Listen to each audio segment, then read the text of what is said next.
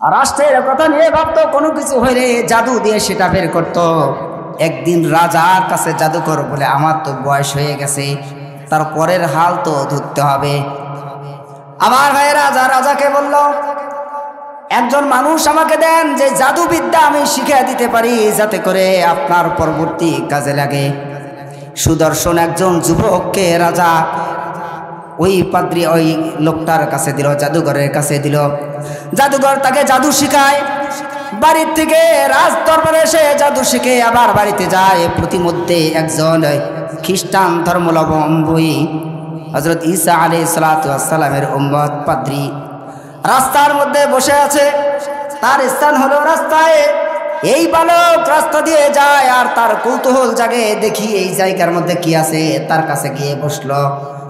যখন বসলো, ওই পাদ্রী অর্থাৎ ওই খ্রিস্টান অনুসারী লোকটা দেখতেছে, তার কিতাবের মধ্যে পড়তেছে, একমাত্র ইবাদত পাওয়ার যোগ্য হলেন আল্লাহ। বলেন সুবহানাল্লাহ। দেখছে, সে পড়তেছে, ইবাদত পাওয়ার যোগ্য একমাত্র আল্লাহ, আল্লাহ ছাড়া ইবাদত পাওয়ার যোগ্য আর কেউ নাই। বলেন সুবহানাল্লাহ। প্রত্যেক দিন রাজ দরবারে যায় জাদু শেখার জন্য, আর ওই জায়গার মধ্যে কিছুক্ষণ বসে এইভাবে দেরি হতে থাকে। আমার ভাইয়েরা, রাজ দরবারে যেতে জাদু শিখতে দেরি হয়ে যায়। যখন রাজ দরবারে যায় ওই সময় দেরি হয়ে যায়, আবার যখন বাড়িতে আসে তখনও দেরি হয়ে যায়। কারণ ওই পাদ্রীর কাছে বসে বসে আল্লাহ তাআলার ইবাদতের কথাগুলো সে শুনতো। মুসলমান ভাইয়েরা আমার, যখন দেরি হয়ে যায় তখন পাদ্রীর কাছে পরামর্শ চাইলো। দুই জায়গায় দেরি হয়ে যায়, কি করা যায়? ওই পাদ্রী পরামর্শ দিল, যদি জাদুঘরের কাছে যেতে দেরি হয়ে যায়, তুমি বলবে যে রাস্তার মধ্যে দেরি হয়ে গেছে। বাড়িতে গেলেও যদি প্রশ্ন করে তাহলে বলবা রাস্তার মধ্যে দেরি হয়ে গেছে। আমার ভাইয়েরা, প্রতিমধ্যে একদিন রাস্তার মধ্যে বিষাক্ত পশু একটা রাস্তার মধ্যে বসে আছে। এই ছেলের কৌতূহল যে আমি রাস্তা দিয়ে যাই, এই বিষাক্ত পশু মানুষ যাওয়ার জন্য রাস্তা খুঁজছে, কিন্তু রাস্তার মাঝখানে বিষাক্ত পশু বসে আছে। একটা মাটির কঙ্কর নিল। কিতাবের মধ্যে তাফসীর ইবনে কাসিরের মধ্যে আসছে পাথরের কথা। পাথরটা হাতে নিয়ে বালকটা বলতেছে, ও আল্লাহ, যদি পাদ্রী সঠিক হয়ে থাকে তাহলে এই পাথরের দ্বারা নিক্ষেপ করার পর ওই হিংস্র প্রাণীটাকে তুমি মেরে ফেলবা। বলেন সুবহানাল্লাহ। আর যদি জাদুঘর সত্য হয়ে থাকে তাহলে তুমি জাদুঘরের কাছে প্রাধান্য দিয়ে দিবা, তাহলে পশুকে মারার আর দরকার নাই। ওই বালকটা বুঝতে পারবে যে আসলে হক পথে কে আছে, পাদ্রী আছে নাকি জাদুঘর আছে। জাদুবিদ্যা মহাপাপ, এটা ইসলাম বলে। বলেন সুবহানাল্লাহ। বলেন তো জাদুবিদ্যা কি?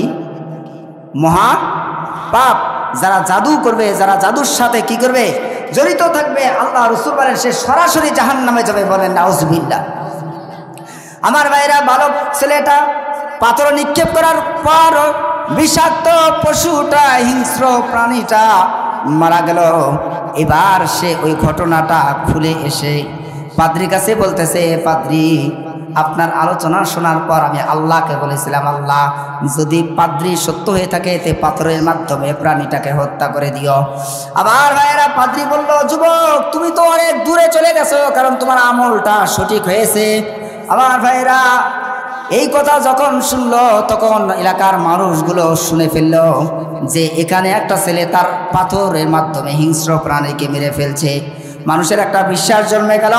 আমার ভাইয়েরা, ওই এলাকার কিছু অন্ধ মানুষ, কুষ্ঠরোগী মানুষ তার কাছে আসতে লাগলো, যেহেতু তুমি পাথরের মাধ্যমে প্রাণীকে মেরে ফেলছো, তুমি অনেক কিছু জানো, অতএব তুমি আমাকে চোখটা ভালো করার ব্যবস্থা করে দাও। এই বালকটা তখন আল্লাহর কাছে দোয়া করে, আল্লাহ, মালিক, ভালো করার মালিক আমি নই, একমাত্র ভালো করার মালিক হলেন আপনি। বলেন সুবহানাল্লাহ।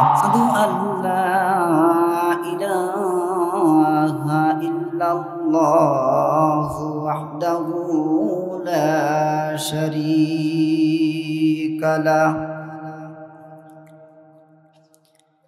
ওয়া নাশহাদু আন্না সাইয়্যিদানা ওয়া মাওলানা মুহাম্মাদান আবদুহু ওয়া রাসূলুহু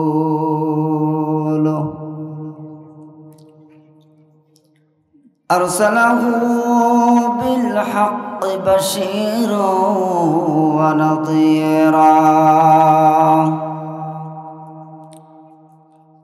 وداعيا إلى الله بإذنه وسراجا منيرا فقد قال الله تبارك وتعالى في كلامه المجيد والفرقانه الحميد আমার সাথে সকলে জবান খুলে পড়ুন আউযু বিল্লাহি মিনাশ শাইতানির রাজিম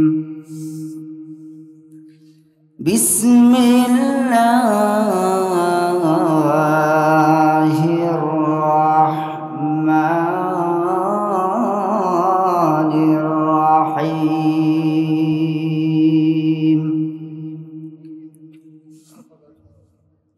ومن أعرض عن ذكري فإن أو كما قال عليه الصلاة والسلام إن الله وملائكته يصلون على النبي يا أيها الذين آمنوا صلوا عليه وسلموا تسليما اللهم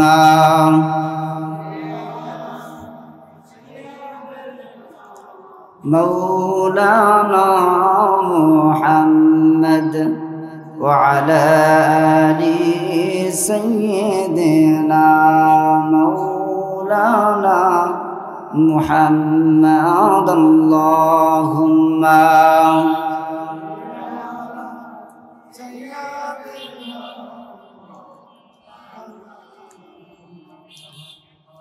وعلى آل سيدنا مولانا محمد खुलूसिया प्रभु है खुलूसिया प्रभु है আমাদের নিয়তে দাও খুলূসিয়া প্রভু হে খুলূসিয়া প্রভু হে দাওয়ান্তরিকতা সব সরলতা বলেন আমিন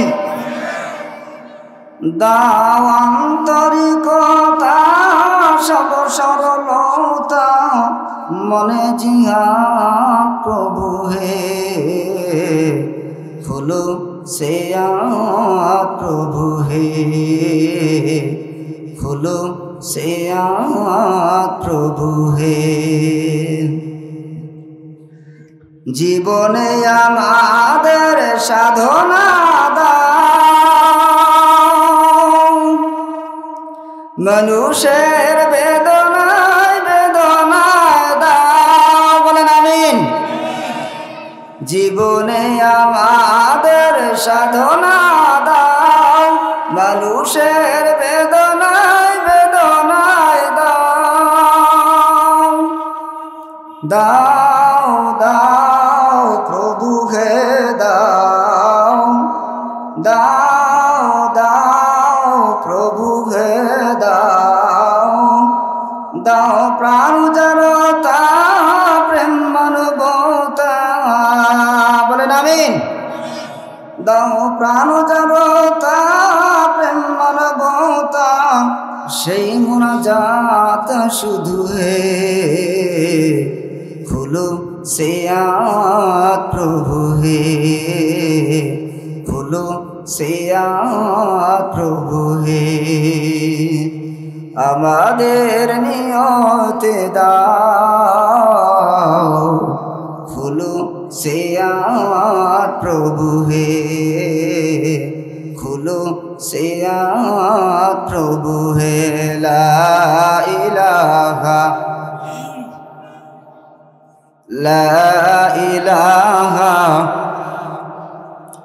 জোরে লা ইলাহা জোরে লা ইলাহা ইল্লাল্লাহ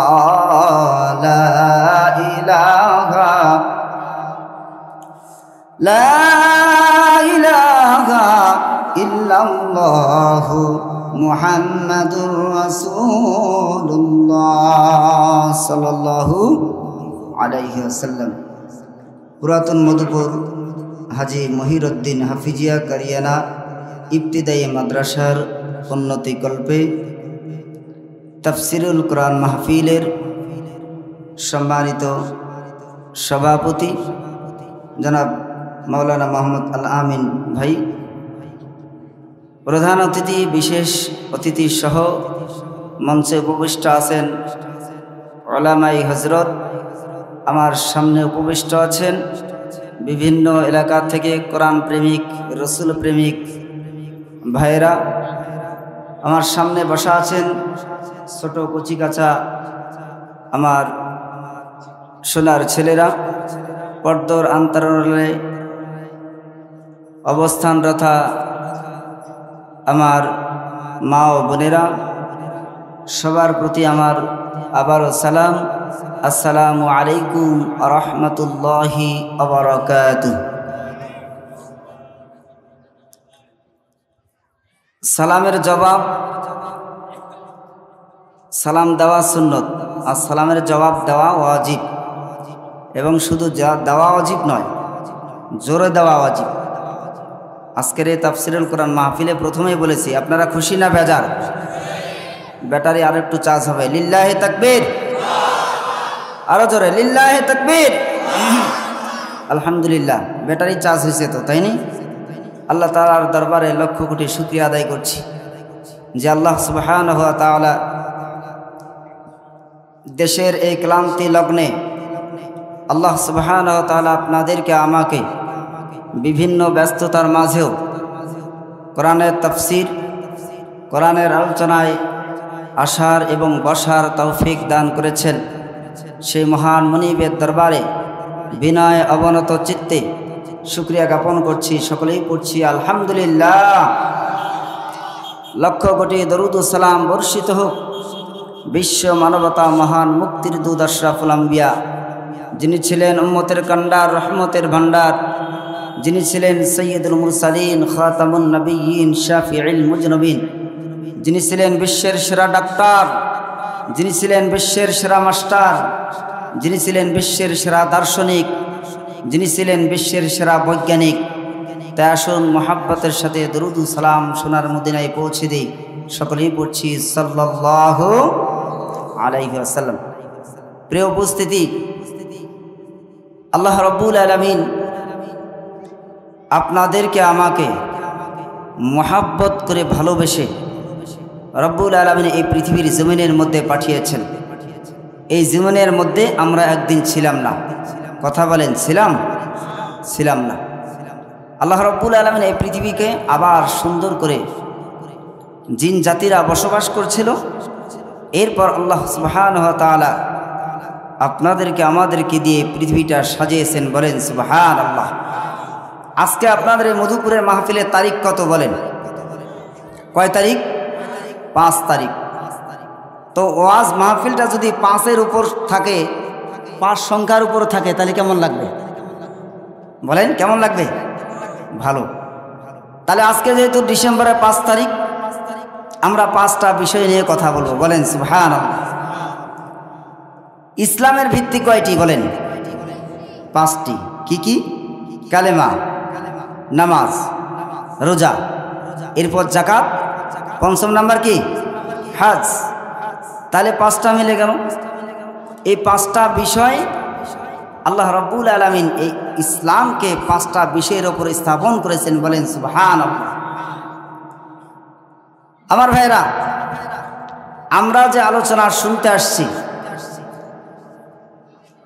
আমাদের ধর্ম কি? ইসলাম লিখতেও 5টা অক্ষর লাগে, বলেন সুবহানাল্লাহ। ইসলাম লিখতে কয়টা অক্ষর লাগে? 5টা অক্ষর লাগে। এরপর আমরা যে মুসলমান দাবি করব কখন? যখন আপনার আমার মধ্যে ঈমান থাকবে, কথা বলেন ঠিক কিনা? তাহলে এই ঈমান লিখতেও কয়টা অক্ষর লাগে? 5টা। তাহলে আপনাদের মাহফিলের তারিখ কত? 5। মিলছে আমার ভাইরা? এরপরে আসেন, আজকের এই 5 তারিখ, 5 ডিসেম্বরের সাথে আরেকটা জিনিস মিল রয়েছে। আল্লাহ সুবহানাহু ওয়া তাআলা জগৎ দিয়েছেন 5টা, বলেন সুবহানাল্লাহ। কয়টা জগৎ? 5টা। 5টা কি কি জগৎ? একটা হলো রুহের জগৎ, কথা বলেন। একটা কি?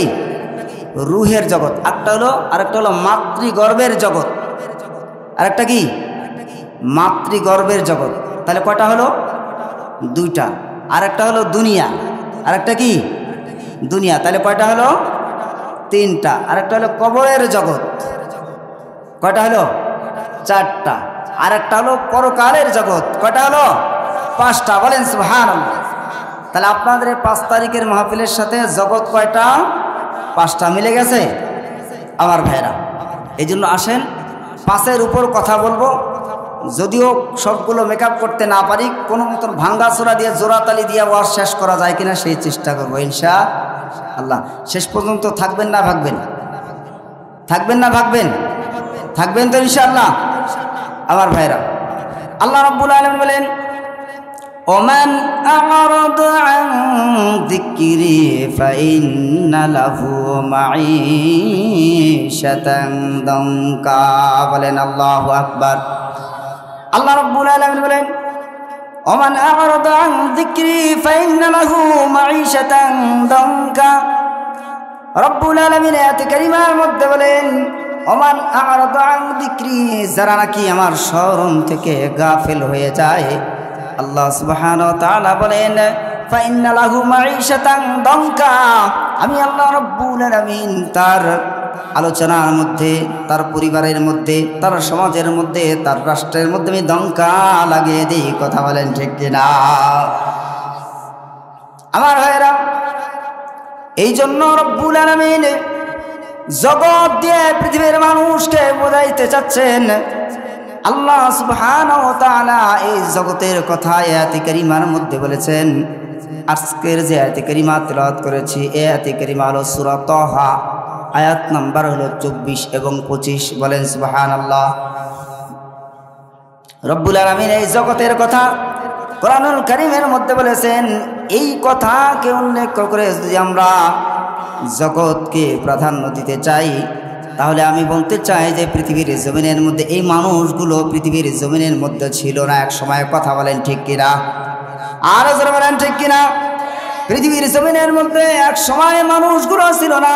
পৃথিবীর জমিনের মধ্যে জিন জাতিগুলো বসবাস করত। জিন জাতিগুলো যখন বসবাস করা শুরু করে দিল, আল্লাহ রাব্বুল আলামিন তাদেরকে নির্দেশ দিলেন, তোমরা একমাত্র আল্লাহর ইবাদত করবে। বলেন কার? জোরে বলেন কার?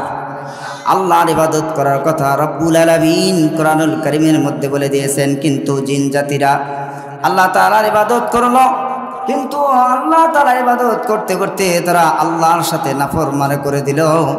নাফরমানি করার চেষ্টা করতে করতে তারা ভাইয়ে ভাইয়ে মারামারি, বাবা মা মারামারি, সন্তান বাবার সাথে মারামারি করতে গিয়ে রব্বুল আলামিন যখন এরকম ভাবে জিন জাতিরা মারামারি করা শুরু করে দিল, আল্লাহ রাব্বুল আলামিন ফেরেশতাদেরকে বলেন, আল্লাহ সুবহানাহু ওয়া তাআলা কোরআনুল কারীমের মধ্যে বলেন, ওয়া ইযা ক্বালা রাব্বুকা লিল মালাইকাতি ইন্নী জাইলুম ফিল আরদি খলিফা।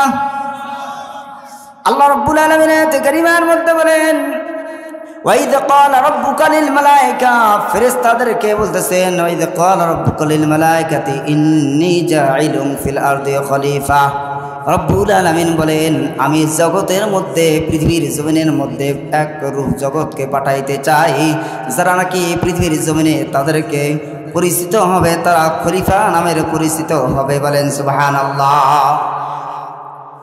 তাদের পরিচিত হবে খলিফা, খলিফা নামে পরিচিত হবে। আল্লাহ রাব্বুল আলামিন ফেরেশতাদেরকে বললেন, ইন্নী জাইলুন ফিল আরদি খলিফা, আমি পৃথিবীর জমিনে খলিফা পাঠাইতে চাই, তোমাদের অভিমত বলো। আল্লাহ রাব্বুল আলামিনের এই কথা শুনে ফেরেশতারা জবাব দেয়, ক্বালু আতাজআলু ফিহা মান ইউফসিদু ফিহা ওয়া ইয়াসফিকুদ দিমা। বলেন আল্লাহু আকবার। আল্লাহ রাব্বুল আলামিন আয়াত কারিমার মধ্যে বলেন, ফেরেশতাদের সাথে যখন পরামর্শ করছেন, কথা বলছেন, এর মধ্যে একটা শিক্ষা আছে, আল্লাহ যা ইচ্ছা তাই করতে পারেন। কথা বলেন ঠিক কিনা? আল্লাহ যদি পারেন, আল্লাহ যদি সব কিছু পারেন, এই জায়গার মধ্যেও একা একা সব কিছু পারতেন, কিন্তু ফেরেশতাদের অভিমত জানার জন্য রব্বুল আলামিন সব কিছু পারেন, সব কিছু দেখেন। আল্লাহ তাআলা যদি ইচ্ছা করেন, পৃথিবীর জমিনের মধ্যে কোনো কাফের মুশরিক বেঈমানদেরকে এক ফোঁটা দানা খেতে দিতেন না। কথা বলেন ঠিক কিনা? এই কাফেররা আল্লাহর সাথে নাফরমানি করছে, কিন্তু আল্লাহ চাইলে তাদের রিজিকগুলো বন্ধ করে দিতে পারতেন। কথা বলেন ঠিক কিনা? কিন্তু আল্লাহ রাব্বুল আলামিন দয়া করে মায়া করে তাদের রিজিকগুলা বন্ধ করে নাই, যাতে কাল কঠিন কিয়ামতের ময়দানে মানুষগুলো এই কথা বলতে না পারে, আল্লাহ আপনার ইবাদত করতে পারি নাই, তাই বলে আপনি আমাদের রিজিককে বন্ধ করে দিয়েছেন।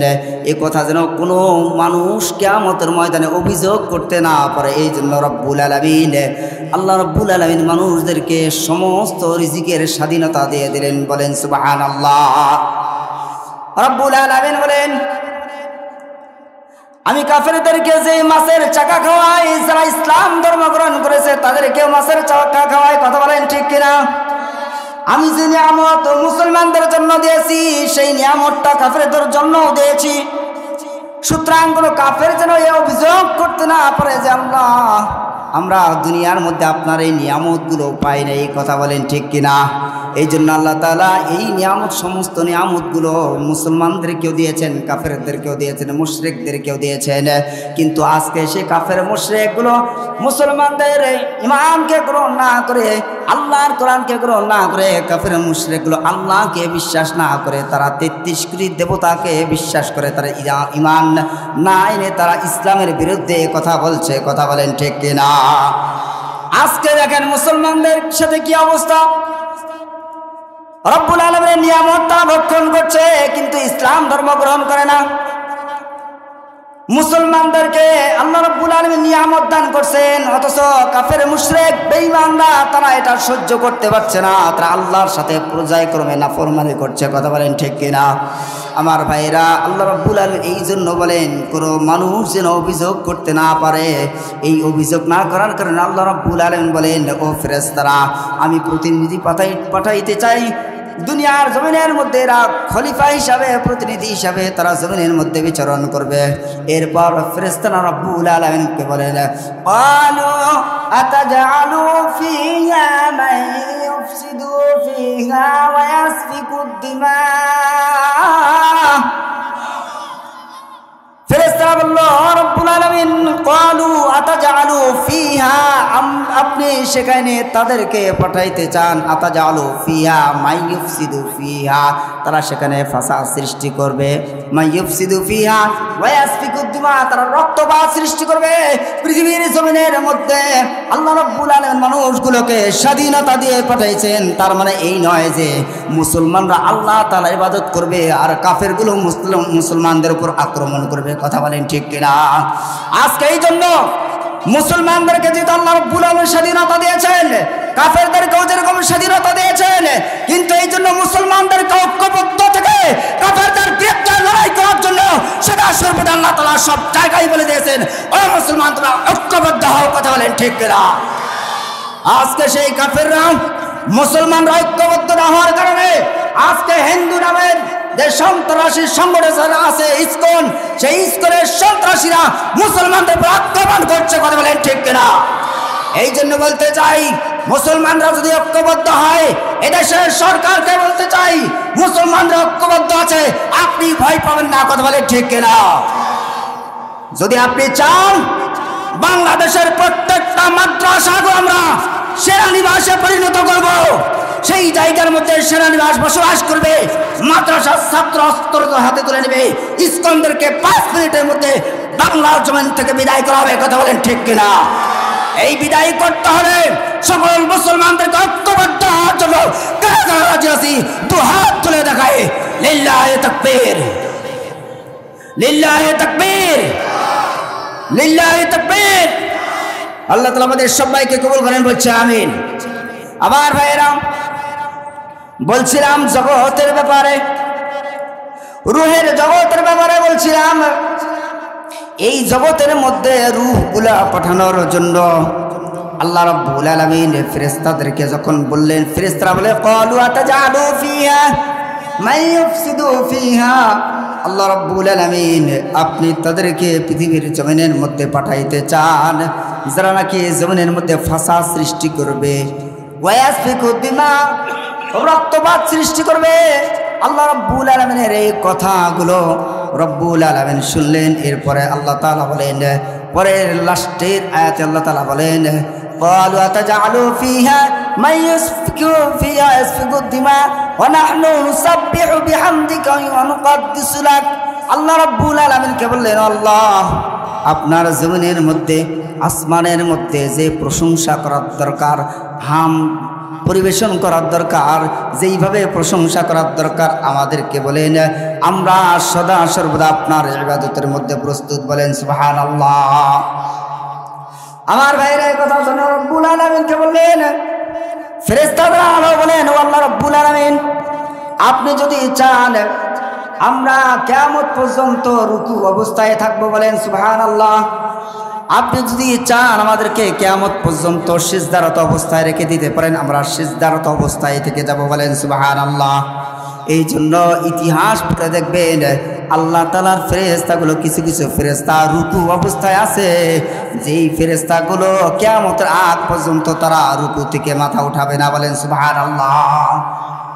কিছু কিছু ফেরেশতা আছে তারা সিজদারত অবস্থায় আছে, কিয়ামত পর্যন্ত তারা সিজদা মাথা উঠাবে না, বলেন সুবহানাল্লাহ।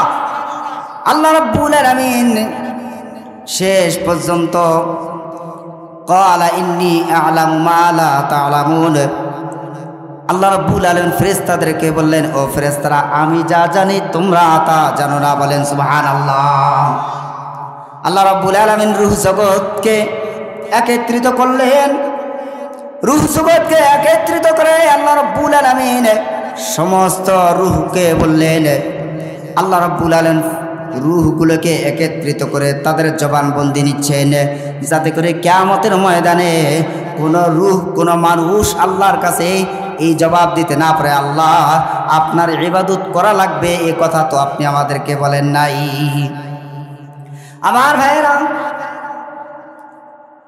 আল্লাহ রাব্বুল আলামিন ফেরেশতা রব্বুল আলামিন রূহ জগতের মধ্যে সমস্ত রূহগুলোকে একত্রিত করে আল্লাহ রাব্বুল আলামিন রূহ জগৎকে বললেন, আলাস্তু বিরব্বিকুম, বলেন সুবহানাল্লাহ। আর জোরে বলেন সুবহানাল্লাহ।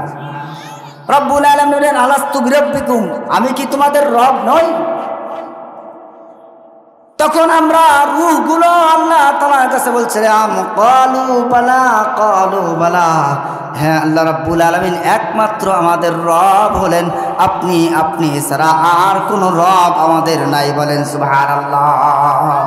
আল্লাহ রাব্বুল আলামিন বলেন, আল্লাহু লা ইলাহা ইল্লা হুয়াল হাইয়ুল কাইয়্যুম লা তা'খুযুহু সিনাতুন ওয়ালা নাওম, বলেন আল্লাহু আকবার। রাব্বুল আলামিন বলেন, সমস্ত রূহগুলো কি করলো?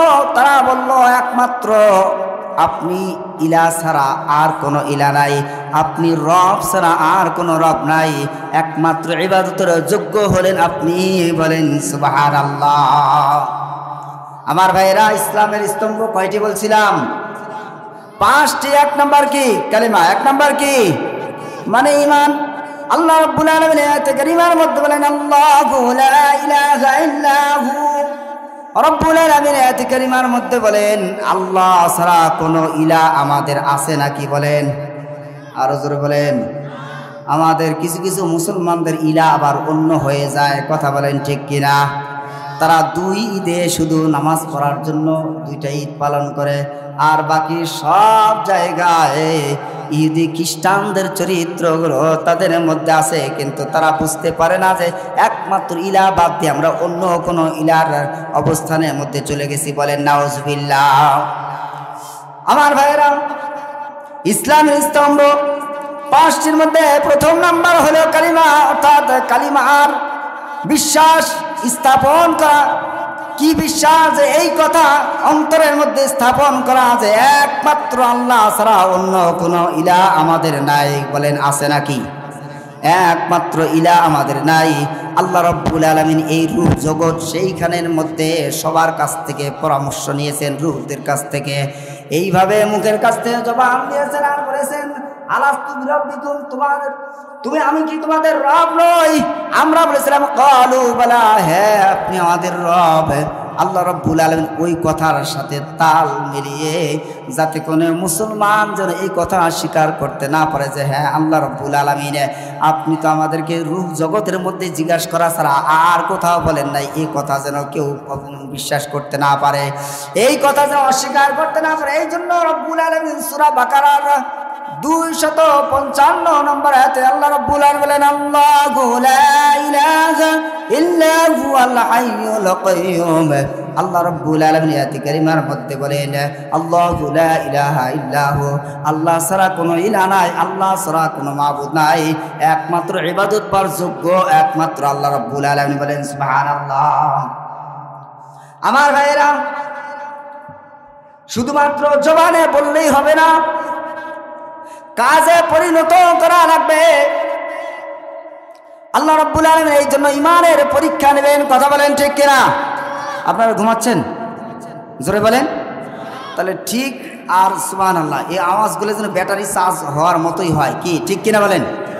ব্যাটারি একটু আগে চার্জ হয় নাই, হয়েছে না হয় নাই? কিছুক্ষণ পরে আবার যারা ঘুমায় যাবে পাশে থেকে একটু খেয়াল করেন, গুতা মারবেন যে তোমারে কি ইবলিশ শয়তানে টানা মারছে নাকি? কি আছে না? কোরআনের আলোচনা শোনার সময় দেখবেন ইবলিশ শয়তানের সাথে ধাক্কা দেয়, খবরদার শুনিস না, তাহলে তোর ইমানের পাওয়ার বেড়ে যাবে। বলেন সুবহানাল্লাহ। আমার ভাইরা, আল্লাহ রাব্বুল আলামিন ইমানের পরীক্ষা নেবেন। এই জন্য আল্লাহ রাব্বুল আলামিন এই কথা বলে মুসলমানদের জবান দ্বারা শুনতে চান, তারা যেন এ কথাই বলে একমাত্র আল্লাহ ছাড়া অন্য কোনো মাবুদ নাই। বলেন সুবহানাল্লাহ।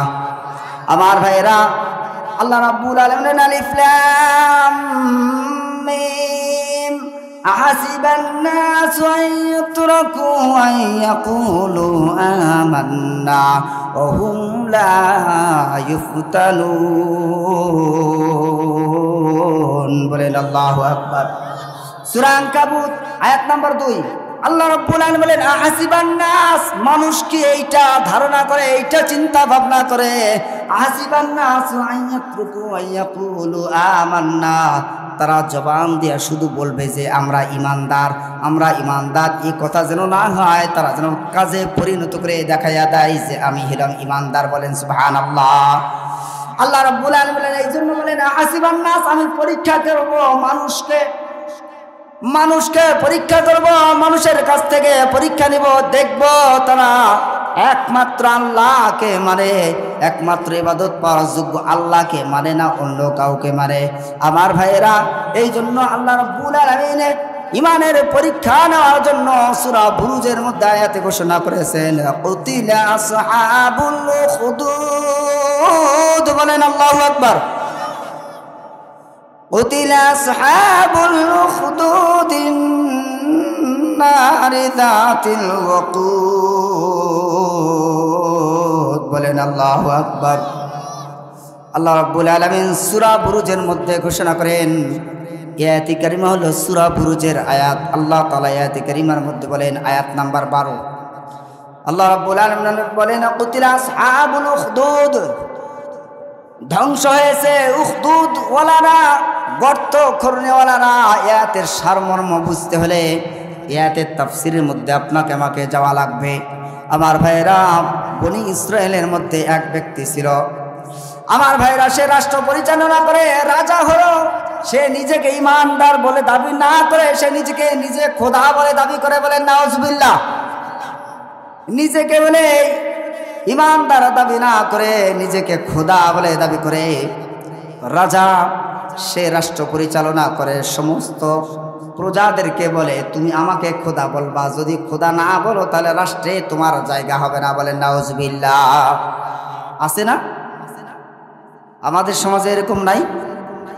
যদি আপনি তার দল না করেন তাহলে আপনার কিন্তু বাংলাদেশে জায়গা হবে না।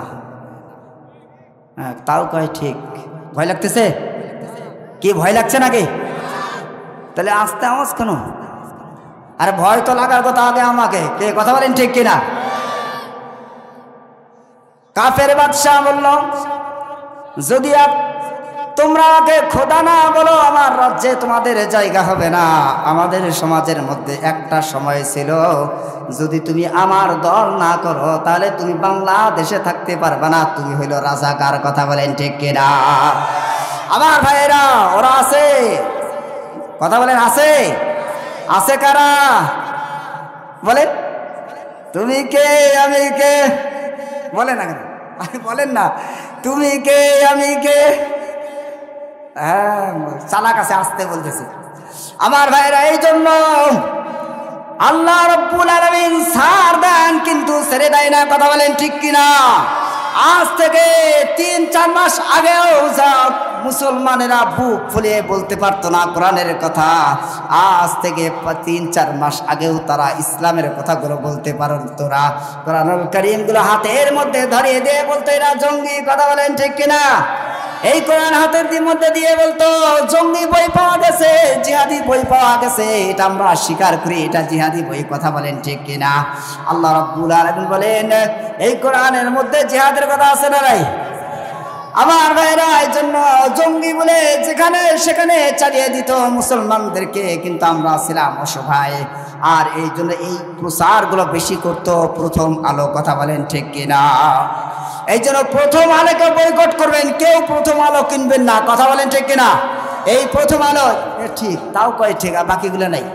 প্রথম আলো যত নষ্টের গোড়া, যত জঙ্গি বলে রাজাকার বলে আখ্যায়িত করেছে, সব প্রথম আলো। কথা বলেন ঠিক কিনা? এই জন্য জনগণ প্রথম আলোকে বয়কট করেছে, আমরাও বয়কট করব। প্রথম আলো কোনোদিন পড়বো না, প্রথম আলো কোনোদিন আমরা কিনবো না। কথা বলেন ঠিক কিনা?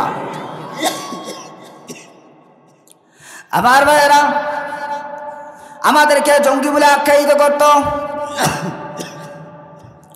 আমরা কোরআনের কথা বলো ভালোভাবে বলতে পারতাম না, কথা বললে আমাদেরকে আটকে দেওয়া হতো। আল্লাহ রাব্বুল আলামিন আজকে তাদেরকে তাড়িয়ে দিয়েছেন, আমাদেরকে রেখেছেন, কারণ আল্লাহ রাব্বুল আলামিন আছেন ধৈর্যশীলদের আছে। কথা বলেন ঠিক কিনা?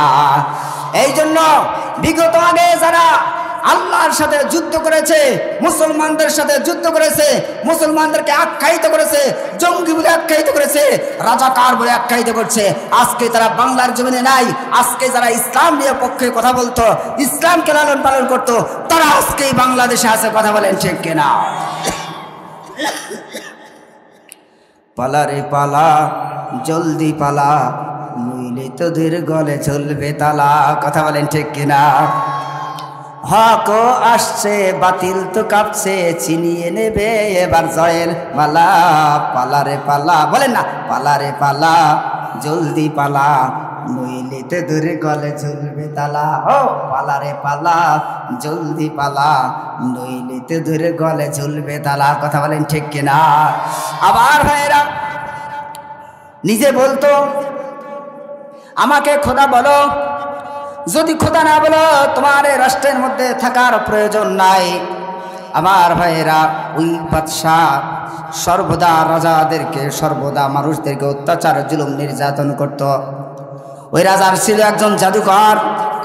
জাদুকর করত কি, রাষ্ট্রের কথা নিয়ে ভাবতো, কোনো কিছু হইলে জাদু দিয়ে সেটা বের করত। একদিন রাজার কাছে জাদুকর বলে, আমার তো বয়স হয়ে গেছে, তার পরের হাল তো ধরতে হবে। আমার ভাইয়েরা, রাজাকে বলল, একজন মানুষ আমাকে দেন যে জাদুবিদ্যা আমি শিখিয়ে দিতে পারি, যাতে করে আপনার পরবর্তী কাজে লাগে। সুদর্শন একজন যুবককে রাজা ওই পাদ্রী ওই লোকটার কাছে দিল, জাদুঘরের কাছে দিল। জাদুঘর তাকে জাদু শিখায়। বাড়ির থেকে রাজ দরবারে এসে জাদু শিখে আবার বাড়িতে যায়। প্রতিমধ্যে একজন খ্রিস্টান ধর্মাবলম্বী হযরত ঈসা আলাইহিস সালাতু ওয়াস সালামের উম্মত পাদ্রী রাস্তার মধ্যে বসে আছে। তার স্থান হলো রাস্তায়। এই বালক রাস্তা দিয়ে যায় আর তার কৌতূহল জাগে, দেখি এই জায়গার মধ্যে কি আছে। তার কাছে গিয়ে বসলো। যখন বসলো, ওই পাদ্রী অর্থাৎ ওই খ্রিস্টান অনুসারী লোকটা দেখতেছে, তার কিতাবের মধ্যে পড়তেছে একমাত্র ইবাদত পাওয়ার যোগ্য হলেন আল্লাহ। বলেন সুবহানাল্লাহ। দেখছে, সে পড়তেছে ইবাদত পাওয়ার যোগ্য একমাত্র আল্লাহ, আল্লাহ ছাড়া ইবাদত পাওয়ার যোগ্য আর কেউ নাই। বলেন সুবহানাল্লাহ। প্রত্যেক দিন রাজ দরবারে যায় জাদু শেখার জন্য, আর ওই জায়গার মধ্যে কিছুক্ষণ বসে এইভাবে দেরি হতে থাকে। আমার ভাইয়েরা, রাজ দরবারে যেতে জাদু শিখতে দেরি হয়ে যায়। যখন রাজ দরবারে যায় ওই সময় দেরি হয়ে যায়, আবার যখন বাড়িতে আসে তখনও দেরি হয়ে যায়। কারণ ওই পাদ্রীর কাছে বসে বসে আল্লাহ তাআলার ইবাদতের কথাগুলো সে শুনতো। মুসলমান ভাইয়েরা আমার, যখন দেরি হয়ে যায় তখন পাদ্রীর কাছে পরামর্শ চাইলো। দুই জায়গায় দেরি হয়ে যায়, কি করা যায়? ওই পাদ্রী পরামর্শ দিল, যদি জাদুঘরের কাছে যেতে দেরি হয়ে যায় তুমি বলবে যে রাস্তার মধ্যে দেরি হয়ে গেছে। বাড়িতে গেলেও যদি প্রশ্ন করে তাহলে বলবা রাস্তার মধ্যে দেরি হয়ে গেছে। আমার ভাইয়েরা, প্রতিমধ্যে একদিন রাস্তার মধ্যে বিষাক্ত পশু একটা রাস্তার মধ্যে বসে আছে।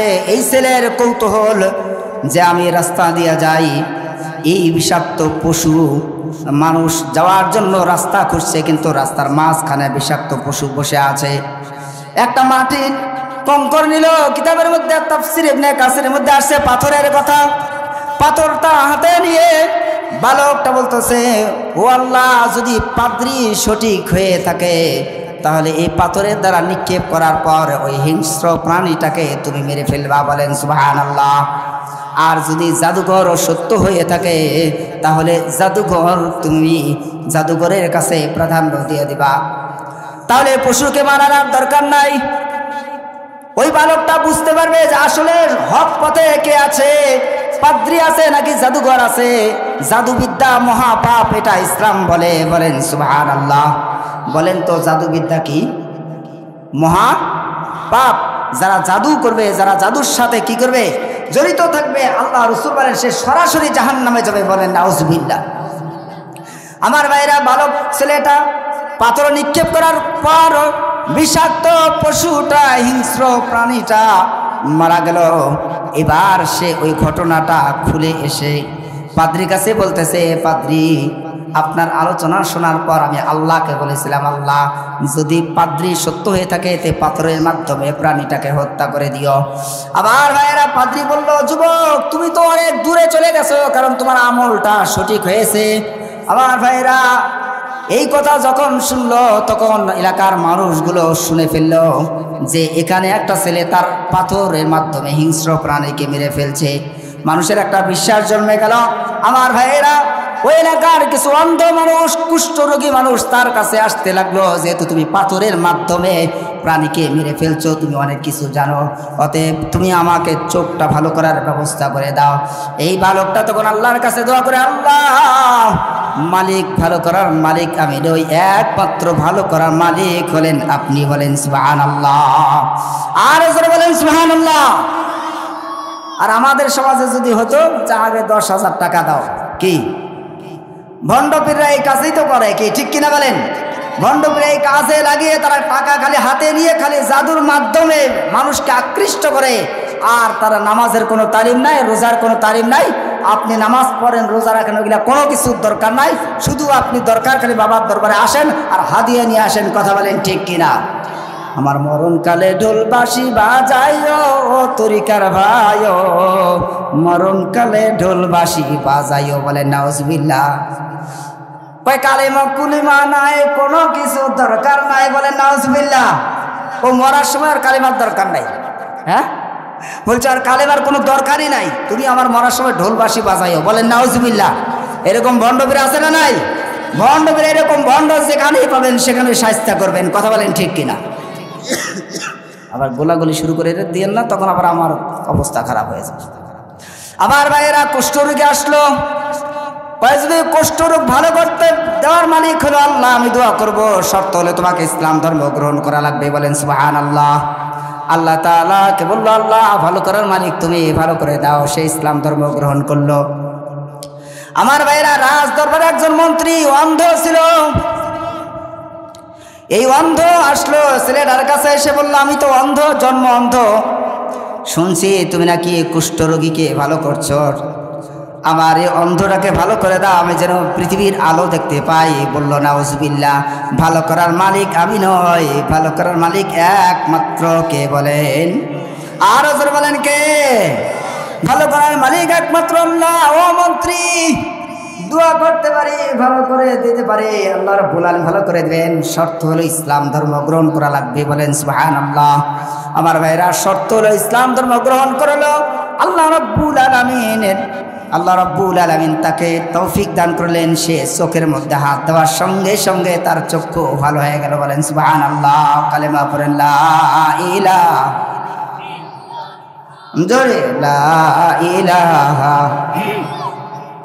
জোরে লা ইলাহা, লা ইলাহা। জান্নাতের ওই নূরি হুরি, জান্নাতের ওই নূরি হুরি, সকলে মা তোয়ারা লা ইলাহা।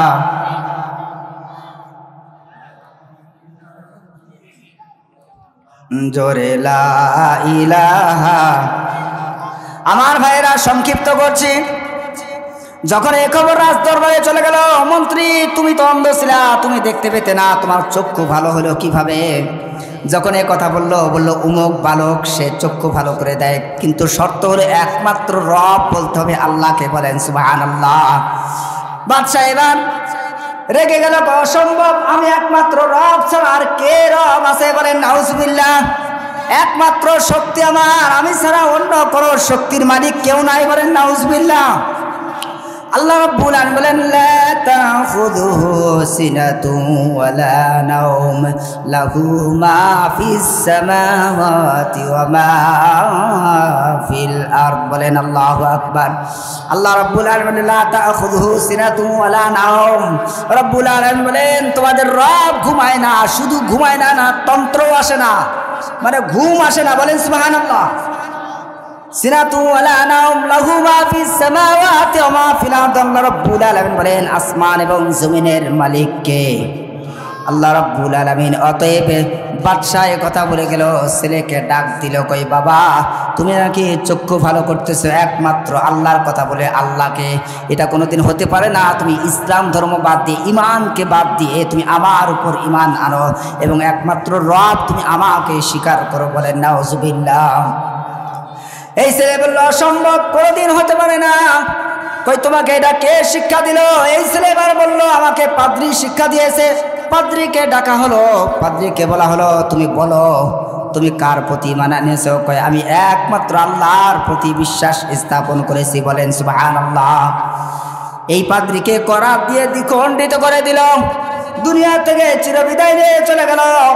এবার এই ছেলেকে ডাক দেওয়া হলো, তুমি ইসলাম ধর্ম ছাড়বে নাকি জীবন দিবে? এই ছেলে বলল অসম্ভব, আমার জীবন দেওয়ার কোনো প্রশ্নই আসে না। বলেন সুবহানাল্লাহ। আমার ভাইয়েরা কালেমা, আপনার ইসলামের স্তম্ভ কয়টা? যারা বলেন কয় নাম্বার আলোচনা চলছে? 1 নাম্বার। কি সেটা? কালেমা। কি সেটা? কালেমা। সেই আলোচনায় চলছে। এই বালক বলল অসম্ভব, কোনোদিন আমি ইমান ছাড়তে পারি না। আমার ভাইয়েরা রাজ দরবারে মানুষগুলোকে ডাকা হলো, ছেলেটাকে বলল এই ছেলেটাকে মারার জন্য অনেক চেষ্টা করেছে কিন্তু পারে নাই, তার ভিতরে ইমান আছে। বলেন সুবহানাল্লাহ। ইমান থাকার কারণে ছেলেটাকে মারতে পারে নাই। এবার এই রাজ দরবারে মানুষগুলোকে বলল একে নিয়ে পাহাড়ের উপরে ওঠো। পাহাড়ে না যাওয়ার পর পাহাড়ের উপর থেকে তাকে ফেলে দিয়ে হত্যা করবে, যেমন আপনারা বলেছিলেন টুস করে ফেলে দিবে। কথা বলেন ঠিক কিনা? বলেন নাই আপনারা? কি ঠুস করে ফেলে দেওয়ার কথা বলছেন না? বলেন নাই? শিকার আসবে না। হ্যাঁ, যে পদ্মা সেতু, আমি বলছি পদ্মা সেতু। আমার ভাইয়েরা, পাহাড়ের উপরে উঠাবা, পাহাড়ের উপরে উঠানোর পর ঠুস করে পাহাড় থেকে নিচে ফেলে দিয়ে হত্যা করবা, বলে নাউজুবিল্লাহ। আমার ভাইয়েরা, পাহাড়ের উপরে যখন উঠলো পাহাড় প্রকম্পিত হয়ে গেল। আল্লাহ রাব্বুল আলামিন বলেন রাখে আল্লাহ, মারে কে? মারে আল্লাহ, রাখে কে? বলেন সুবহানাল্লাহ। এবারে পাহাড় দিয়ে আল্লাহ রাব্বুল আলামিনকে ছেলেটা দোয়া করলো, আল্লাহ একমাত্র হায়াত এবং মৌতের মালিক তুমি, বলেন সুবহানাল্লাহ। আল্লাহ রাব্বুল আলামিন বলেন আল্লাযী খালাকাল মাউতা ওয়াল হায়াতা লিয়াবলুয়াকুম আইয়ুকুম আহসানু আমালা ওয়া হুয়াল আজিজুল গফুর। বলেন আল্লাহু আকবার। আল্লাহ রাব্বুল আলামিন বলেন আল্লাযী খালাকাল মাউতা ওয়াল হায়াতা লিয়াবলুয়াকুম আইয়ুকুম আহসান, আমি হায়াত এবং মৌতকে সৃষ্টি করেছি লিয়াবলুয়াকুম আইয়ুকুম আহসান, দেখতে চাই তোমাদের আমলটা কেমন, ভালো না সুন্দর। আল্লাহ রাব্বুল আলামিন বলেন আহসান দেখতে চাই, যার আমলটা সুন্দর হবে তার জন্য ক্ষমার ঘোষণা আল্লাহ তাআলা বলে দিয়েছেন। বলেন সুবহানাল্লাহ। আল্লাহ তাআলার কাছে বললেন আল্লাহ হেফাজত করো মালিক তুমি, ঠুস করে ফেলে দিবে যারা বলছে তাদেরকে ফেলে দাও। বলেন সুবহানাল্লাহ। ছেলের দোয়া কবুল হয়ে গেল, যুবকের দোয়া কবুল হয়ে গেল, সবাই মারা গেল, বেঁচে থাকলো যুবক। এবার আস্তে আস্তে পাহাড় থেকে নেমে পালাইতে পারতো কিনা? কথা বলেন, কথা বলেন। পালাইতে পারতো কিন্তু পালায় নাই। যুবকে আবার রাজার কাছে গেল, বাদশার কাছে গেল। বাদশাহ দেখে অবাক, কি ব্যাপার, বাকিগুলা কয়? কয় বাকিগুলা শেষ, ঠুস করে পড়ে গেছে। আমার ভাইয়েরা কয় এখন কি করার দরকার? এবার আর কিছু মানুষকে ডাক দেওয়া হলো, নৌকার উপরে চড়াইয়া দিল। এবার নৌকার উপর চড়াই দেওয়ার পর কয় সাগরের মাঝখানে নিয়ে ফেলে দিবা। সাগরের মাঝখানে যখন নিয়ে যাওয়া হলো, ফেলে দেওয়ার চেষ্টা করলো, কিন্তু সাগরের মধ্যে প্রকম্পন শুরু হয়ে গেল, প্রকম্পন শুরু হয়ে গেল। এইবার নৌকার মধ্যে যারা ছিল তারা শেষ, দুনিয়া থেকে বিদায় নিয়ে চলে গেল। বাকি থাকলো যুবক। নৌকার থেকে নেমে এসে আবার বাদশার কাছে চলে আসলো। আবার ভাইয়েরা, বাদশা এবার দেখে বলে খবর কি? বাকিগুলা কয় করে ঠুস করে সাগরে গেছে। আমার ভাইয়েরা সাগরের মধ্যে পড়ে গেছে। যুবক এবার বলতেছে কয় আমাকে এভাবে মারতে পারবেন না। কয় কিভাবে মারা লাগবে? কয় আমাকে মারতে হলে শর্ত আছে, খোলা একটা মাঠের কাছে আমাকে নিয়ে চলেন। নিয়ে যাওয়ার পর ওই জায়গার মধ্যে গাছের সাথে বাঁধেন। বাঁধার পর আমার যে তীর রাখার জায়গা আছে, তীর থেকে আমার একটা তীর আপনি নেন। নেওয়ার পরে এই তীরের মধ্যে যখন আপনি মারবেন তখন এ কথা বলবেন আল্লাহর নামে, অর্থাৎ এই ছেলের রবের নামে আমি হত্যা করতেছি। এই কথা যখন বলবেন আমাকে আপনি হত্যা করতে পারবেন। বলেন সুবহানাল্লাহ। আমার ভাইয়েরা শর্ত দিয়েছিল যুবক সবাইকে একসাথে করেন, মাঠের মধ্যে সব মানুষকে একত্রিত করেন, সবার সামনে আমাকে হত্যা করেন। যুবকের টার্গেট আলাদা, সবাইকে একত্রিত করেন। আমার ভাইরা একত্রিত করা হলো, সব মানুষকে একত্রিত করা হলো। এবার খেজুর গাছের সাথে তাকে বাঁধা হলো। বাঁধিয়ে দেওয়ার পর একটা তীর নেওয়ার পর তাকে তীর মারা হলো। তীর মারার সঙ্গে সঙ্গে কান আর চোখের মাঝখান দিয়ে তীরটা প্রবেশ করলো। আমার ভাইরা তীরটা প্রবেশ করে এক পাশে দিয়ে ঢুকে আর এক পাশে চলে গেল। ছেলেটা কালিমা পড়তে পড়তে দুনিয়া থেকে বিদায় হয়ে গেল। লা ইলাহা ইল্লাল্লাহ, বলেন আল্লাহু আকবার। আবার ভাইরা দুনিয়া থেকে বিদায় নিয়ে চলে গেল। এবার বাকি যারা ছিল তাদের মধ্যে অনেক মানুষ বলে উঠল আমরা এই ছেলের রবের প্রতি ঈমান আনলাম। বলেন সুবহানাল্লাহ। এই জন্য সমস্ত মুসলমানদেরকে ঐক্যবদ্ধ হওয়ার দরকার আছে না নাই? আর জোরে বলেন। সবাইকে ঐক্যবদ্ধ করা এই যুবকটা টার্গেট ছিল। যেই ছেলে আল্লাহর জন্য জীবন দিয়ে গেল। মুসলমান, আমরা মুসলমানরা ভয় পাওয়ার জাতি নয়। মুসলমানরা ঐক্যবদ্ধ যদি না থাকেন তাহলে সামনে মুসলমানদের বিপদ আসতেছে। কথা বলেন ঠিক কিনা? ইসকন নামের সন্ত্রাসী যে আমাদের রাষ্ট্রীয় ব্যারিস্টার, রাষ্ট্রীয় উকিল, তাকে সাইফুল ইসলাম আলী ভাইকে হত্যা করেছে, দিবালোকে জবাই করে ফেলেছে। বলেন নাউজুবিল্লাহ। আমার ভাইয়েরা, আপনারা ইসকনের পক্ষে আছেন নাকি? আবার ইসকনের কোনো লোক এখানে আছেন? এখন বলে ইসকনের নাম দিয়ে নাকি আমাদের মতো লোক নাকি ইসকনের মিছিলের মধ্যে আসছে মুসলমানদের আক্রমণ করার জন্য। বলেন নাউজুবিল্লাহ। আমি বলতে চাই, ও মুসলমান, যদি ঐক্যবদ্ধ না হন, খুব সময় বেশি নাই মুসলমানদের উপর আক্রমণ করার জন্য, সব দিক দিয়ে আক্রমণ করার জন্য পরিকল্পনা চলছে। কথা বলেন ঠিক কিনা? ফিলিস্তিনে মুসলমান আক্রমণ হচ্ছে, তারপরে হলো আরাকানের মধ্যে মুসলমানদের আক্রমণ করা হচ্ছে, মিয়ানমারে মুসলমানদেরকে আক্রমণ করা হচ্ছে। সুতরাং বাংলাদেশও ভালো নাই। এই জন্য মুসলমানদেরকে ঐক্যবদ্ধ হওয়া লাগবে। ঐক্যবদ্ধ হয়ে কাফের মুশরিক বেঈমানদেরকে এই দেশ থেকে বিতাড়িত করা লাগবে। কথা বলেন ঠিক কিনা? বিপ্লব মানে জীবন দিয়া বসে থাকা নয়, সে কোনো দিন আসবে না রে করো যদি ভয়। বিপ্লব মানে জীবন দিয়া বসে থাকা নয়, সে কোনো দিন আসবে না রে করো যদি ভয়। আসবে বিজয় রক্ত আর জীবনের বিনিময়। কথা বলেন ঠিক কিনা? আসবে বিজয় রক্ত আর জীবনের বিনিময়। বিপ্লব মানে জীবন দেয়া বসে থাকা নয়, সে কোনো দিন আসবে না রে করো যদি ভয়। বিপ্লব মানে জীবন দেয়া বসে থাকা নয়, সে কোনো দিন আসবে না রে করো যদি ভয়। কথা বলেন ঠিক কিনা?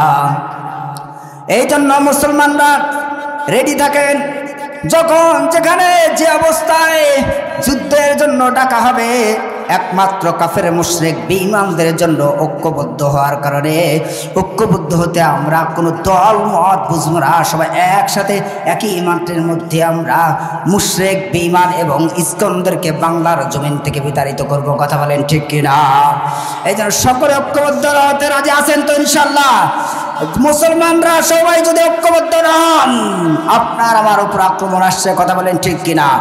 এই জন্য ইসকনকে বিতাড়িত করার জন্য আপনাকে আমাকে প্রস্তুত থাকা লাগবে। কালেমা পড়েন লা ইলাহা, জোরে লা ইলাহা, লা ইলাহা, জোরে লা ইলাহা, লা ইলাহা ইল্লাল্লাহু মুহাম্মাদুর রাসূলুল্লাহ সাল্লাল্লাহু আলাইহি ওয়াসাল্লাম। আমার ভাইয়েরা, বলছিলাম যুবক দুনিয়া থেকে চিরবিদায় নিয়ে চলে গেল। মানুষগুলো যারা ছিল তারা মুসলমান হওয়ার জন্য সবাই বললো আমরা একমাত্র যুবকের রবের প্রতি ঈমান আনলাম। এরপর ছোট্ট বাচ্চা সহ একটা মহিলাকে নিয়ে আসা হলো। মহিলাকে বলা হলো, মহিলা বলো তুমি আমার প্রতি ঈমান আনবে নাকি আল্লাহর প্রতি ঈমান আনবে? এবার মহিলা আপনার ভয় করছিল।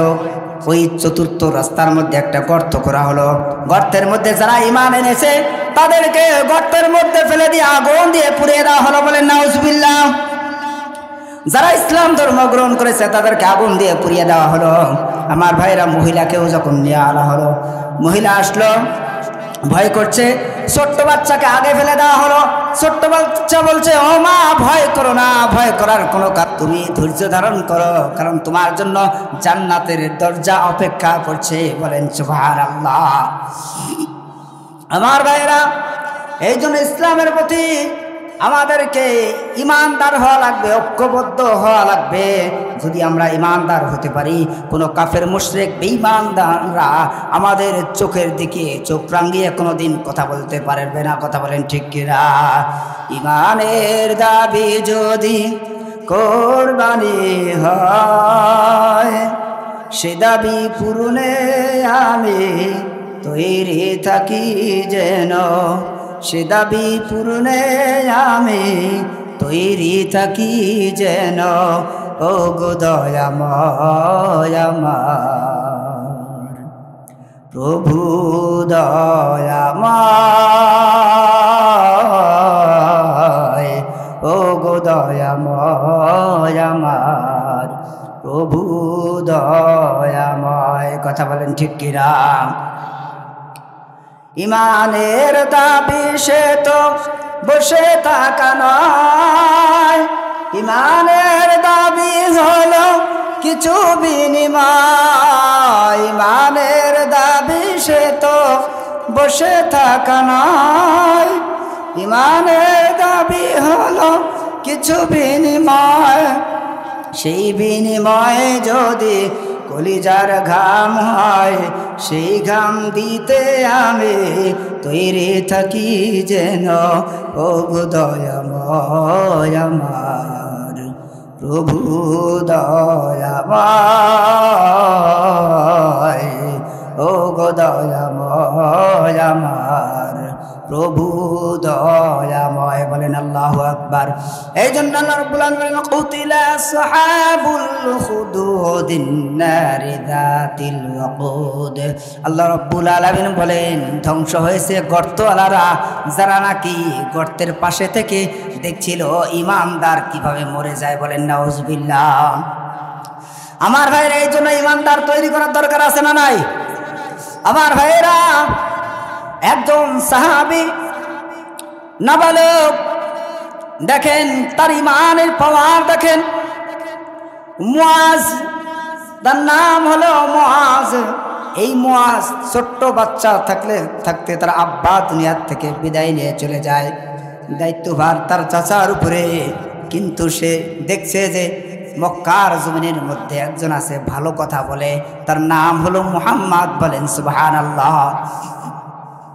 সুন্দর সুন্দর কথা বলে, কথাগুলো ভালো লাগে। নাবালেক যখন এই সময় পায় দৌড়ে ছুটে যায় রাসূলের কাছে। বলেন সুবহানাল্লাহ। দৌড়ে যায় আল্লাহ রাসূলের কাছে, সময় দেয়, আবার বাসায় আসে, আবার যায়। এইভাবে করতে করতে আস্তে আস্তে বড় হয়ে গেছে। যখন বড় হয়ে গেল, হঠাৎ করে সে দেখলো যে আল্লাহর নবী দুনিয়ার আপনার মক্কার জমিন থেকে মদিনায় চলে গেছে। কারণ কাফের মুশরিক বেঈমানরা আল্লাহ রাসূলের প্রতি আক্রমণ করেছে, অপমান করেছে, লাঞ্ছিত করেছে। আল্লাহ রাব্বুল আলামিন বলেন, ইয়া রাসূলুল্লাহ, আপনি মক্কার জমিন থেকে মদিনায় হিজরত করে চলে যান। বলেন সুবহানাল্লাহ। এই সন্তান শুনতে পেল যেইখানে গিয়ে সময় কাটাইতো এই জায়গাটুকু নাই, মুহাম্মদ মক্কার জমিন থেকে মদিনায় চলে গেছে। মদিনায় চলে যাওয়ার পর এই ছেলেটা খালি চিন্তা ভাবনা করে, দেখি আমার চাচা ইসলাম ধর্ম গ্রহণ করে নাকি, অপেক্ষায় থাকে, ইসলাম ধর্ম গ্রহণ করে না। আস্তে আস্তে বড় হয়ে গেল, বিবাহ শাদীর বয়স হয়ে গেল, তার চাচা তাকে বিবাহ করিয়ে দিল।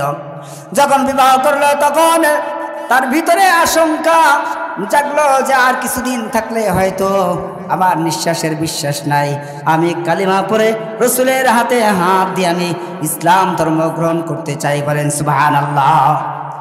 চাচাকে বলল, চাচা আমাকে বিদায় দেন, মুহাম্মদের কাছে যেতে চাই। কারণ মুহাম্মদ যে কথাগুলো বলে, মক্কার জমিনে এরকম সুন্দর সুন্দর কথা বলার আর কোনো লোক পাই না। বলেন সুবহানাল্লাহ। আবার ভাইরা, এই মুআজ সে করলো কি, চাচার কাছে গিয়ে বিদায় নিল। চাচা বলল, অসম্ভব, হতে পারে না, বাপদাদার ধর্ম এতদিন থেকে ধর্ম পালন করে আসতেছ, এখন তুমি ইসলাম ধর্ম গ্রহণ করবে, এটা হতে পারে না। যদি মুহাম্মাদের কাছে যেতে চাও তাহলে যে সম্পদগুলো আছে এই সমস্ত সম্পদগুলো আমাকে দিতে হবে। এবার ভাইয়েরা, এই মুআজ কান্না শুরু করে দিল, হাউমাউ করে কান্না করে, আর বলে, চাচা আবার সম্পদের কোনো মায়া নাই, সম্পদের ভয় আপনি দেখান। আমার এই হৃদয়ের মধ্যে আমি একমাত্র আল্লাহ রাসূলকে রেখেছি, আপনি যতক্ষণ এই রাসূলের অপমান করবেন আমি সহ্য করব না।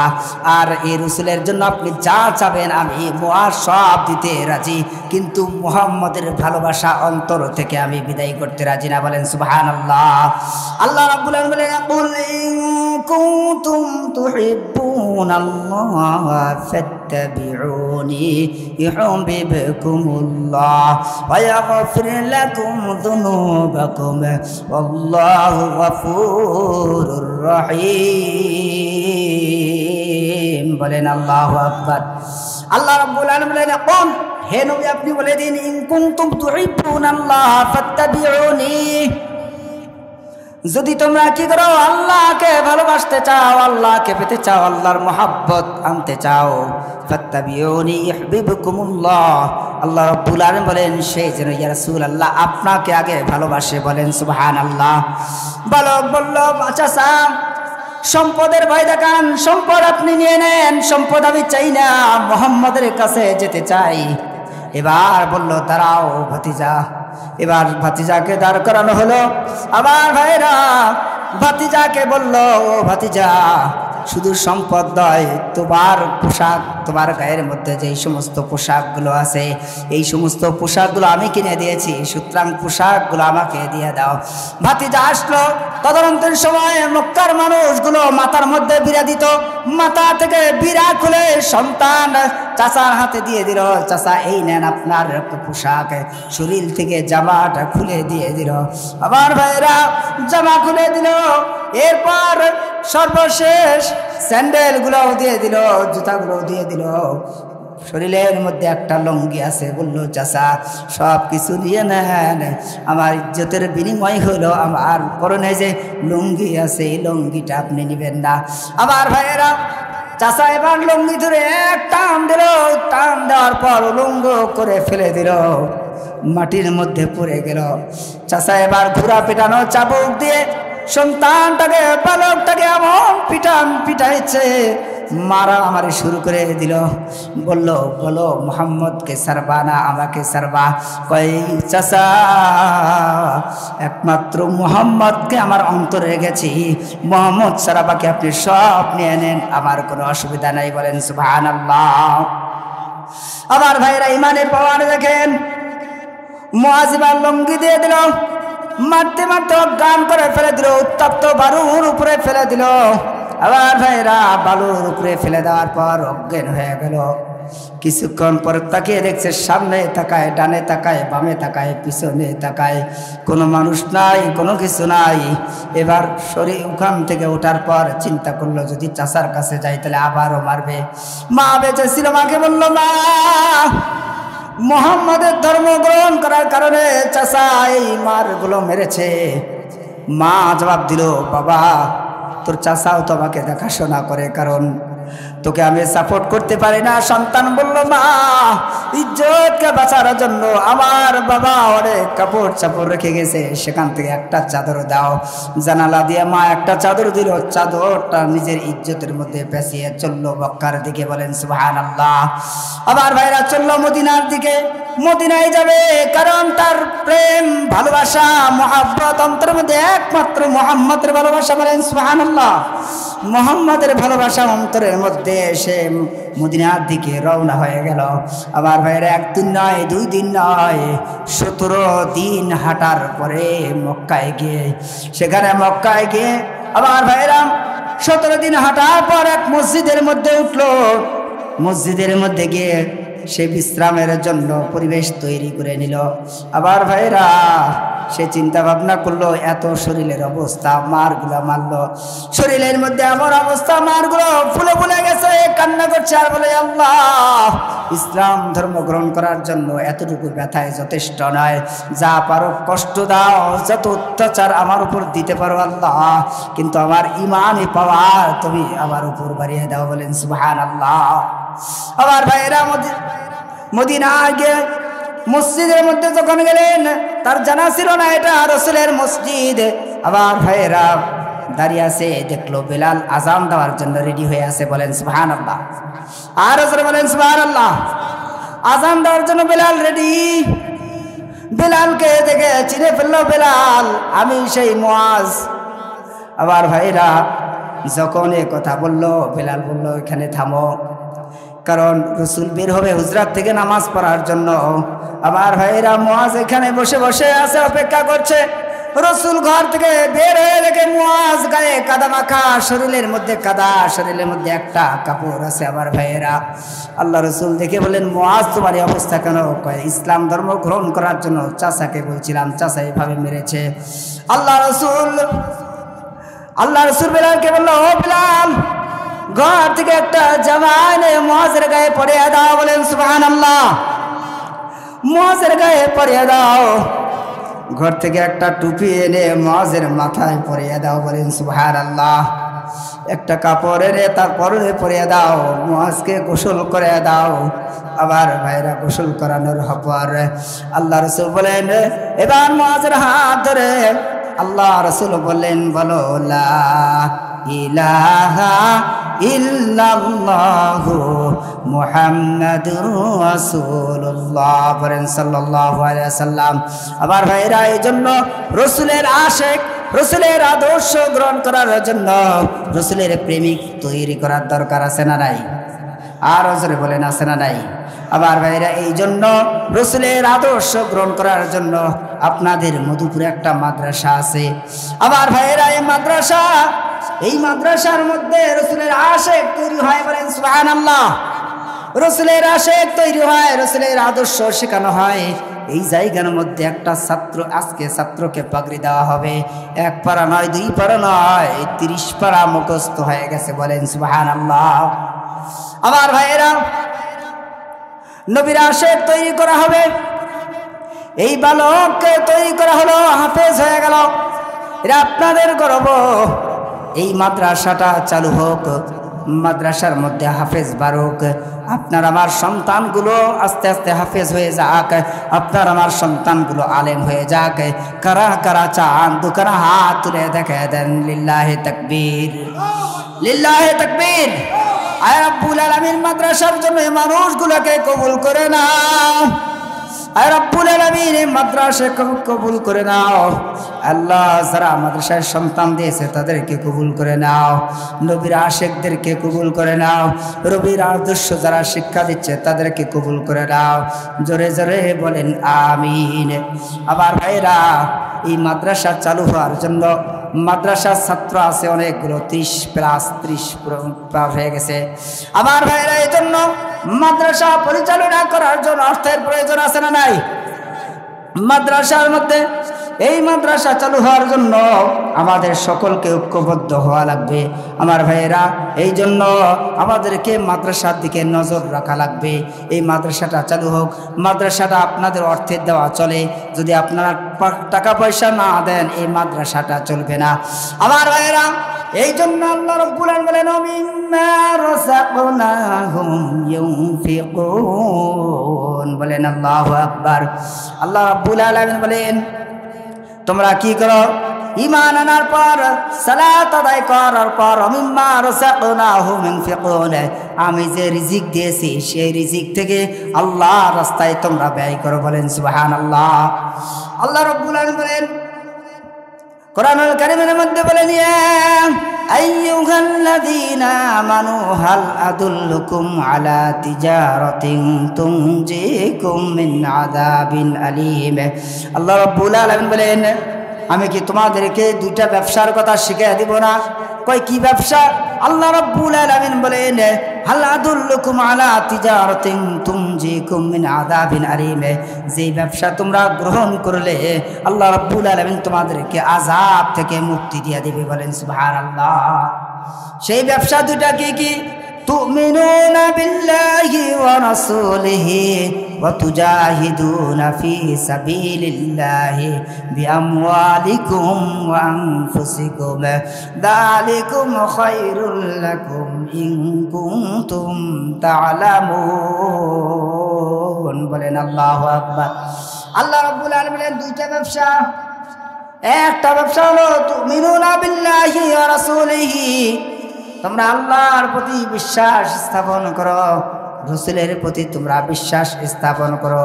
তুমিনুনা বিল্লাহি ওয়া রাসূলিহি ওয়া তুজাহিদুনা ফি সাবিলিল্লাহ। আল্লাহ রাব্বুল আলামিন বলেন, এরপর তোমরা কি করো? আল্লাহর রাস্তায় খরচ করো, আল্লাহর রাস্তায় জিহাদ করো, আল্লাহর রাস্তায় খরচ করো। তুমিনুনা বিল্লাহি ওয়া রাসূলিহি ওয়া তুজাহিদুনা ফি সাবিলিল্লাহ বিআমওয়ালিকুম ওয়া আনফুসিকুম। আল্লাহ রাব্বুল আলামিন বলেন, তোমরা জান এবং মাল দিয়ে আল্লাহর রাস্তায় তোমরা ব্যয় করো, বলেন সুবহানাল্লাহ। আমার ভাইয়েরা, হযরত দাউদ আলাইহিস সালাতু ওয়াস সালামের জামানায় একটা পাখির ঘটনা। পাখি দাউদ আলাইহিস সালাতু ওয়াস সালামের কাছে গিয়ে অভিযোগ করলো।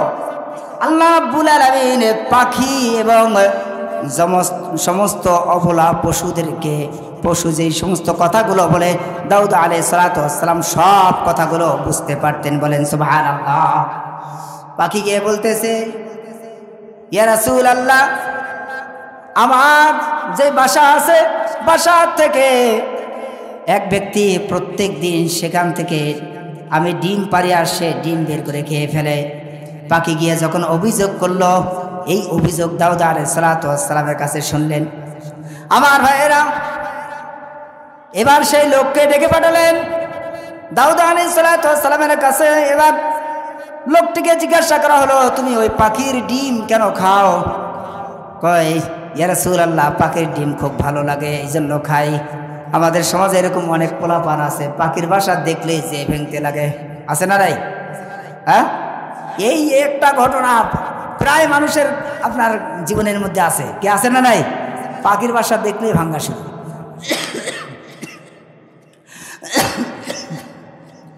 লোকটাকে বলা হলো পাখির ডিম আর খাবে না।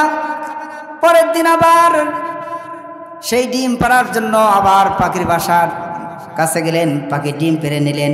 পাখি আবার যে অভিযোগ করলো, ইয়া রাসূলুল্লাহ, ওই লোকটা আবার ডিম নিয়ে নিছে। এবার দাউদ আলাইহিস সালাতু ওয়াস সালাম একজন জিনকে ঠিক করলেন, কারণ জিনরা দাউদ আলাইহিস সালাতু ওয়াস সালামের কথা শুনতো। এবার জিনকে বলা হলো যে তোমার কাজ হলো যে ব্যক্তি ডিম পারবে তাকে তুমি গাছ থেকে ঠুস করে ফেলে দিবা। আমার ভাইয়েরা, ওই জিন পাহারা থাকলো। যখন ওই ব্যক্তি ডিম পাড়ার জন্য গাছের মধ্যে উঠলো, ওই জিন ধাক্কা দিবে এমন সময় দুই পাশে থেকে দুইজন ফেরেশতা এসে জিনকেই ধাক্কা মেরে ফেলে দিল। বলেন সুবহানাল্লাহ। আমার ভাইয়েরা, এবার ওই জিনকে জিজ্ঞাসা করা হলো, বলো তোমার কি খবর? কয়, ইয়া রাসূলুল্লাহ, যখন সে ডিম পাড়ার জন্য উঠতে লেগেছিল আমি তাকে ফেলে দিতে চেষ্টা করেছিলাম, কিন্তু পারি নাই। কয়, কেন? এই জন্য পারি নাই, ওই লোকটা একদিন দেখলাম তার কাছে ভিক্ষুক আসছে, আর এই ভিক্ষুক যখন ভিক্ষা চাইলো সে গাছে ওঠার চেষ্টা করছিল। যখন গাছে উঠলো ডিম পারবে, ওই সময় ভিক্ষুক আসলো। আসার পর সে ডিম বাদ দিয়ে, পাড়া বাদ দিয়ে সে আগে ভিক্ষা দিল, তারপর ডিম পারলো। জিন বলতেছে, ইয়া রাসূলুল্লাহ, আমি যখন তাকে ফেলতে যাব, ওই ভিক্ষুককে ভিক্ষা দেওয়ার কারণে আল্লাহ রাব্বুল আলামিন আপনার ওই উম্মতকে জিনের হাত থেকে বাঁচিয়ে দিয়েছেন। বলেন সুবহানাল্লাহ। ভিক্ষুককে দান করার কারণে আমার ভাইরা, এই জন্য দানের ফজিলত অনেক বেশি। কোরআনুল কারীমের মধ্যে আসছে, আল্লাহ রাব্বুল আলামিন কোরআনুল কারীমের মধ্যে বলেন, যে ব্যক্তি 1 টাকা দান করবে তার 1 টাকার বিনিময়ে তার 1 টাকাকে 7 গুণ বাড়িয়ে আল্লাহ রাব্বুল আলামিন 700 গুণ তার দানের সওয়াবকে বাড়িয়ে দিয়ে বলেন সুবহানাল্লাহ।